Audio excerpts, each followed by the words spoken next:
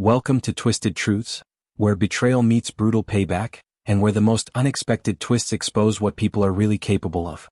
This story isn't just shocking, it's personal. My name is Corey. I'm 49 years old. For almost 2 decades, I led the client relations division at Metatonix Bioworks, a mid-sized biotech firm based in Austin, Texas. I wasn't some paper-pushing manager.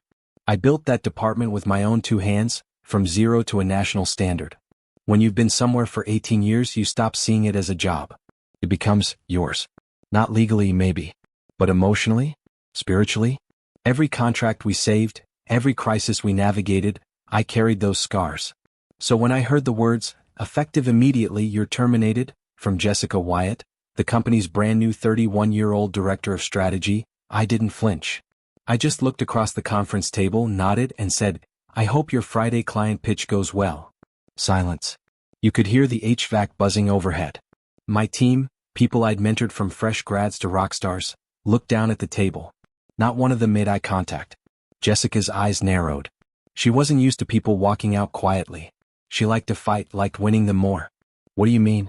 Friday?" she asked. I stood. "You'll figure it out." I left the conference room like I was going to lunch. Inside, I was dying. In my office, I started boxing up 18 years of blood and sacrifice. Pictures of my daughter when she was still in pigtails. Framed client testimonials. A coffee mug that said "Relationship Architect," a gag gift from an old team member. It had chips now. Still used it every day. Jessica followed me like a ghost, hanging in the doorway. "Corey, wait. The Orion Systems presentation." "Not my problem anymore," I said, taping the first box shut. She hesitated, looked like she wanted to argue. But she didn't. She just left. What no one in that building knew, certainly not Jessica, was that Orion Systems wasn't a standard sales pitch. That deal, if it landed, would be the largest in the company's history. A $42 million multi-year partnership involving a cross-functional integration of our newest biofeedback tech. And I was the only one who knew how to present it. Not because I was selfish, because I was thorough. You don't just send slides to Orion. You don't slap a consultant in a suit in front of their CTO and expect to win. Their execs don't care about fluff. They want history, nuance, proof of trust. And I had spent the last year doing exactly that, building trust. Jessica didn't see that. She saw salary rows and overhead cuts. She saw buzzwords on LinkedIn and articles about strategic disruption.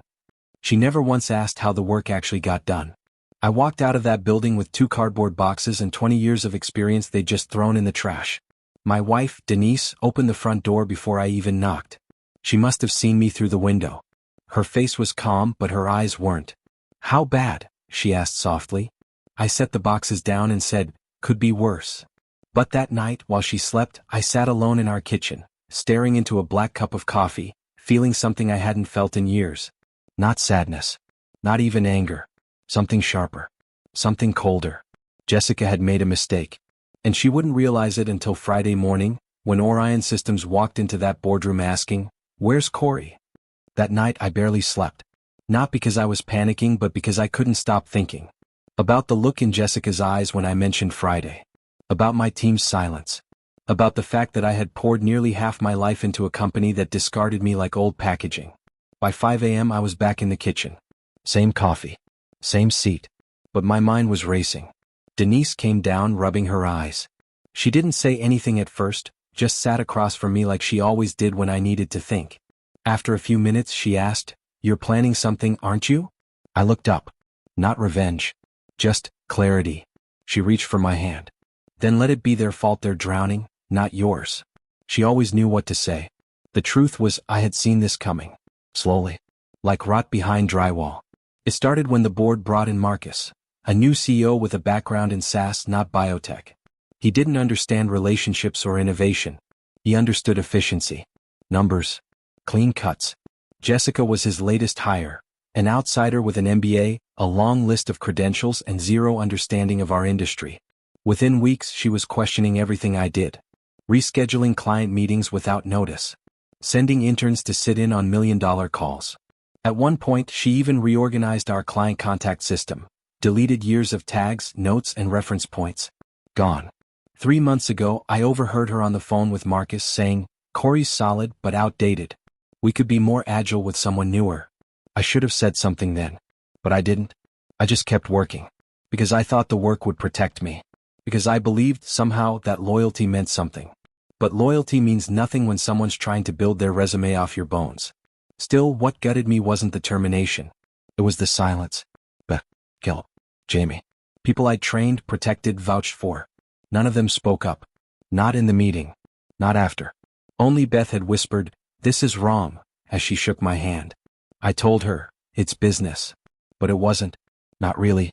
I didn't sleep that night. Instead, I opened my personal laptop and checked my email. In my drafts were years of client summaries, personal relationship notes, key preferences from the Orion team. Nothing proprietary. Just observations. Like how their chief product officer, Dana Fells, hated charts. Or how their CEO, Tim Richards, made decisions based on the human story, not the science. Jessica wouldn't know any of that. Because she never asked. I could have sent her a document with everything. Given her a roadmap. But she didn't ask for help. She fired the driver and took the wheel on a highway she didn't understand. And now she'd crash spectacularly. By Thursday morning, the text started. "Beth, Jessica's in your old office again. Looking for something. Looks like she hasn't slept. Caleb, she just asked where the Orion pitch deck is. I told her you always kept it offline." Then this one. "Beth, Corey, she's panicking." I could almost hear the tremble in her typing. That should have made me feel vindicated. Instead it made me ache. Not for Jessica. For the people left behind. The team was scrambling and I knew why. Because they weren't just missing a file. They were missing context. The Orion deal was a dance. One misstep and they'd walk. And the only choreography existed in my blue leather notebook. The one I took home when I was fired. And no one, not Jessica, not Marcus, not a whole room full of consultants, could replicate what was in my head. But still, that night, I stared at that notebook and asked myself a brutal question. Do I help them? Do I make it easy for them to pretend I was never needed? Do I smooth out their failure just to be the bigger person? Or do I let the silence speak? Friday morning would come. And it would answer that question for me. Because when people forget your value, they deserve to be reminded. Not with vengeance. With absence. Friday morning. 9:44 a.m. I sat at a small cafe downtown, Brew and Barrel, my old thinking spot, sipping coffee and watching the entrance like a man waiting for a storm he already knew was coming. Jessica had called 3 times already. Voicemail. Voicemail. Voicemail. At 9:58 my phone buzzed again. It was Beth. Her message read, "They're here. Ryan." Jessica looks like she's about to faint. She's flipping through files like she's searching for oxygen. I took a long sip of my drink. Let her drown, I whispered to myself. But then, my phone rang again. Beth. This time I picked up. "Corey," she whispered quickly, "they're asking for you by name." Tim Richards just asked, "Where's Corey?" We had questions only he could answer. I didn't say anything. Beth added, "Jessica just tried to bluff. Said you briefed her." Tim asked her a question about the Gen 7 calibration flow, and she froze. I smiled just slightly. That calibration spec? Only lived in my head. And in that notebook. "You okay?" Beth asked. "I'm fine. How's she doing?" "She looks like she wants to crawl under the table." I gave her the location of the Orion folder, minus the actual data. Because here's the truth, Jessica had access to our internal files. She had permission. What she didn't have was insight. And then Beth said something that froze my blood. She said you deleted files. That you sabotaged the company. What? She's trying to blame you. I leaned back stunned. Not shocked she'd throw me under the bus. Shocked how fast she did it. But that wasn't the twist. That came 20 minutes later. At 10:43 a.m. my phone rang again. It was Tom Chong, my colleague from Shanghai, one of the few people I trusted completely. He didn't even say hello. "Corey, we need to talk. I should have told you earlier." I stepped outside, heart thudding. "Talk to me." "Jessica's been calling our international partners," he said, his voice low. "Not to check on them, she was fishing. Asking for contracts, personal correspondence, pricing details. She even asked me for copies of our emails. Said it was for compliance review." "What did you do?" "I didn't send anything." Something felt off. "But Corey, she was building a case. A case against you." My breath caught. "She was trying to prove you were hiding client information," he continued, "or mismanaging accounts. I think she planned your firing weeks ago. The Orion presentation was her proof of concept, her way of showing the board she could do your job. And now it's blowing up in her face, I said. She told people you were gatekeeping the relationship. Said you were the bottleneck. But we both know. She never wanted to learn, I finished. I had offered her training. A weekend binder full of insights. She skimmed it, smiled politely and said, "We're moving away from relationship-heavy models. That's old school. But in biotech, trust isn't old school. It's currency." And she bankrupted the company's account. As I hung up, I felt something shift inside me. This wasn't just corporate politics anymore. It was personal. She had tried to destroy my name, rewrite the narrative, paint me as a liability. And now that her plan had failed, she was scrambling to rewrite history. But the truth?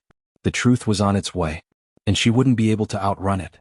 That afternoon, I stared out the window of the cafe as the weight of everything settled in.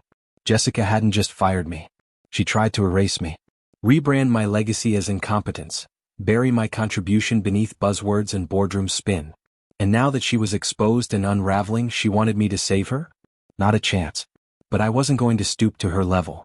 I wasn't going to lie or fabricate or burn bridges. I was going to do something far worse. I was going to disappear. And let her drown in the hole she dug for me. My plan started with 3 emails, quiet, professional, strategic. The first to Drift Shade Biotech, a rising competitor in the same space. Their director of development had reached out to me a year ago, asking if I'd ever consider jumping ship. I never replied. Now I did. The second email went to a former colleague, now VP of Operations at Bioconverge Group. We'd once rebuilt an entire department after a scandal. She respected quiet resilience. She also hated poachers. The third was to Dana Fells, the Chief Product Officer at Orion Systems. Not from my work email. From my personal address. All I said was, "Hi Dana. I just wanted to thank you for the opportunity to collaborate over the past year. I hope your team received the presentation materials you were expecting today. Wishing you all the best. Corey." No bitterness. No gloating. Just silence with a subtle edge. And then I waited. Jessica had already burned the bridge. All I had to do was make sure she didn't find another one. By Saturday morning, Drift Shade replied, "We've heard about what happened at Metatonics. Would love to talk." Monday, 9 a.m. By Sunday evening, I had a formal interview scheduled, and word was already circulating. Quiet whispers through biotech forums and client boards. Jessica Wyatt just lost Orion. She fired the wrong person. Corey's gone. Anyone know where he's heading? That's when it hit me. Jessica didn't just underestimate me. She misunderstood the entire game. You can't fire relationships. You can't terminate trust.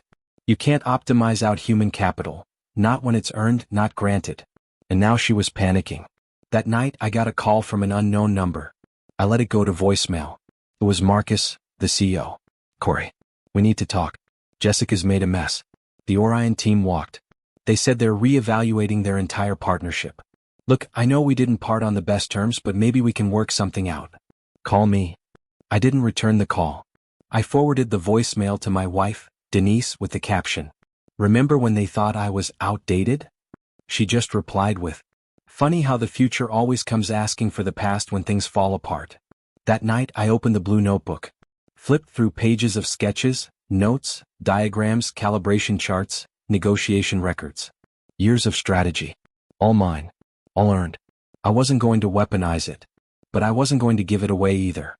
They wanted a future without me? Then they'd have to build it without me. Good luck. Monday morning, 8:57 a.m.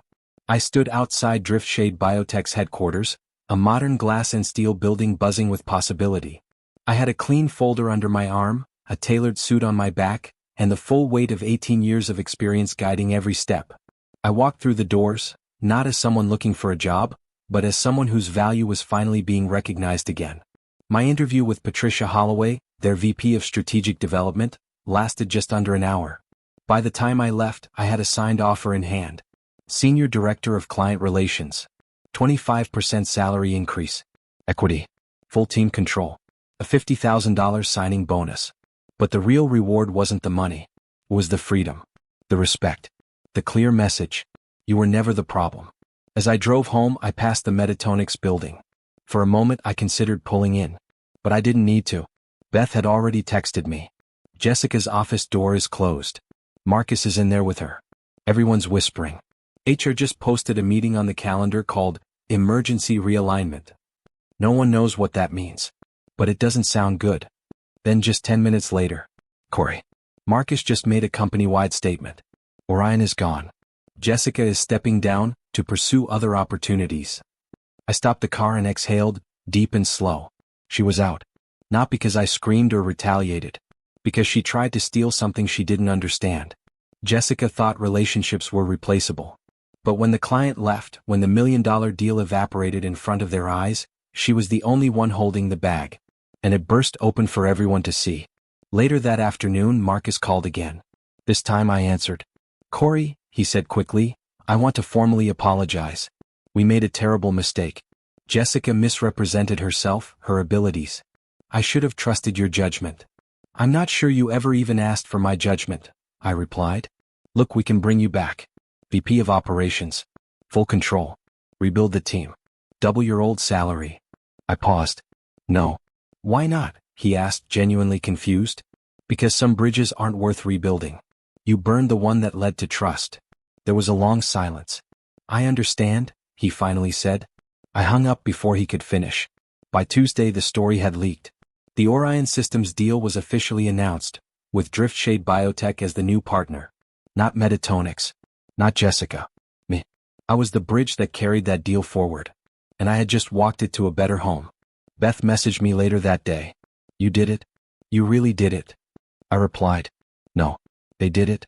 I just let them feel what they created. That night, Denise and I opened a bottle of wine. She smiled over her glass. You didn't lift a finger. I didn't have to, I said. Sometimes silence is the loudest answer. Friday afternoon, just 1 week after my firing, I sat at my new desk at Driftshade's downtown office. Still getting settled. Still learning names. But already I felt more seen here in a few days than I had in years at Metatonics. That's when the email hit my inbox. Subject. Confidential. Internal documents recovered. Your name came up. It was from Tom. Attached was a zipped folder labeled Jessica_internal_notes. I hesitated. Opened it. Inside were 6 PDFs, transcripts of Slack conversations, forwarded emails, and a document titled, Succession Strategy, Internal Transition Plan. My name was all over it. She'd been planning my exit months in advance. And worse, she wasn't acting alone. Marcus had signed off on it. There it was. In black and white. If Corey pushes back, suggest early retirement. If he resists, terminate without cause before Q2. Have Jessica handle the Orion pitch as demonstration of new direction. Eliminate dependency on legacy team structures. I stared at those words, my pulse suddenly louder than the clicking air conditioning. This wasn't just a misunderstanding. This was a coordinated removal. They wanted to get everything I'd built and replace it with their shiny new prototype. And they'd expected me to go quietly. To vanish. To fade. But I didn't. I took every piece of value they tried to bury and built something better. The real twist? Driftshade wasn't just hiring me to run one department. Patricia Holloway had bigger plans. She pulled me into a private meeting Monday and said, Corey, I want you to build something new, our own consulting division. Pharma Biotech Diagnostics. From scratch. You'll be the foundation. It clicked. They weren't just giving me a seat. They were giving me a kingdom. And I knew exactly who to crown beside me. But, Tom. Even Jamie. Not out of loyalty, but out of shared survival. They'd endured the same betrayal. Seen the same rot from the inside. Now we had the chance to build something stronger. And the first thing I told Patricia was this. We won't be fast. But we'll be unbreakable. Jessica tried to replace me with a slide deck and a smile. But relationships? Trust? Loyalty? Those aren't metrics on a spreadsheet. They're earned. And when betrayed, they become blades. And now, those blades were in my hands. 3 months later. The sun was just rising over Kansas City as I walked into Driftshade's newly expanded office wing. The glass doors still smelled of fresh paint and ambition. The consulting division I now led had secured 3 high-profile clients, closed $76 million in pipeline deals, and built the kind of industry buzz that couldn't be bought. Patricia Holloway stopped by my office before the 8 a.m. executive meeting. Your team's growth has outpaced every other division, she said, handing me a confidential folder. And Corey, this came in last night. I flipped it open. At the top. Remail Metatonics Q3 loss report. Minus 27% client retention. Beneath it, a note. Multiple legacy clients cite loss of relationship trust as reason for termination. I didn't smile. But I felt peace. The kind that comes after a storm finally breaks and the air clears. Jessica? Gone. Word around the industry was that she'd accepted a position at a no-name startup that had already gone through 2 funding rounds and was still pre-revenue. Marcus, forced to step down after a board review uncovered his mishandling of multiple high-value transitions. His golden parachute had holes in it, deservedly so. And Beth? Now director of regulatory strategy at Driftshade. Her first division-wide memo opened with the words, "Let's build this house right, no borrowed blueprints." Tom had just landed our first major Chinese biotech deal. And Jamie? He'd gone from shadowed intern to the team's rising star. All because they'd chosen to build, not burn. That afternoon I got a text from Denise. "Casey's professor used your story in class. Called it, the metatonics mistake." She told them, "My dad didn't just survive, it was the company that didn't." I leaned back in my chair, blinking harder than I expected. 'Cause yeah, I survived. But more than that, I rebuilt. And not by tearing anyone down. Not by yelling or smearing or launching a campaign of bitterness. No. I let them fall under the weight of their own arrogance. I never had to raise a finger. I just had to raise my standard. In the end, truth has a way of surfacing, even if it comes twisted through pain and betrayal. As one wise voice once said, sometimes your greatest enemy was once your closest ally. If this story struck a chord with you, let us know in the comments. And don't forget to subscribe, share, and spread the word, because justice deserves to be heard.